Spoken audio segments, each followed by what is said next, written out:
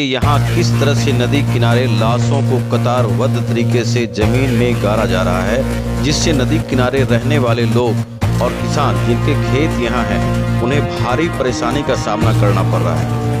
और कई जगह तो रात के अंधेरे का फायदा उठाकर जेसीबी के द्वारा कचरा डिस्पोजल करने वाले जगह पर खड्डे खोदकर रात के अंधेरे में लाशों को दफना दिया जा रहा है। जैसे देश में ऑक्सीजन के लिए जगह जगह ऑक्सीजन प्लांट लगाए जा रहे हैं, अलग से कोविड के नए अस्पताल बनाए जा रहे हैं, ठीक उसी तरह से देश भर के नगर पालिकाओं के द्वारा विशेष शवदाह गृह का निर्माण भी सरकार द्वारा जल्द से जल्द करा देना चाहिए। नहीं तो केवल हम मास्क और सोशल डिस्टेंसिंग पर बात करते रहेंगे और लाशों को बेजगह फेंकने से महामारी बढ़ता रहेगा। जिस तरह से कोरोना ने देश विदेश में अपनी दहशत लोगों के बीच कायम की है, ठीक उसी तरह से ब्लैक फंगस भी अब आम लोगों को अपना शिकार कर उन्हें बीमार करने में लगी है। हर सरकार अपने तरीके से अपने राज्यों में लॉकडाउन लगा रही है, उसका फ़ायदा देखने को तो मिल रही है, पर अभी मरने वाले लोगों की संख्या कम नहीं है। शमशान में सरकार की ओर से जो इंतज़ाम किए गए हैं वो पर्याप्त नहीं हैं और पर्याप्त व्यवस्था नहीं होने के कारण देश के कई नदियों में, जिसमें गंगा यमुना भी है, जिसमें लाशों को बहते देखा जा रहा है।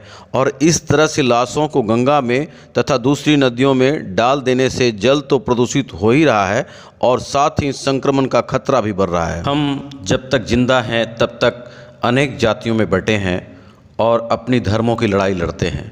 कोई कहता है हम हिंदू हैं, कोई कहता है हम मुसलमान हैं, तो कोई कहता है मैं सिख हूँ, कोई कहता है मैं ईसाई हूँ। पर सच तो ये है कि हम भगवान के हाथों का खिलौना है। वो जब तक चाहते हैं खेलते हैं और जब हमारा अंत हो जाता है तो हम सब बस एक लाश होकर रह जाते हैं, लाश। और फिर लाशों को क्या फ़र्क पड़ता है कि उसे कौन जला रहा है और कौन दफना रहा है। हम बस एक मिट्टी के पुतले की तरह हैं और इसी मिट्टी में मिल जाते हैं। हमारा अंत हो जाता है और बस अंत हो जाता है, रह जाती है तो हमारी यादें।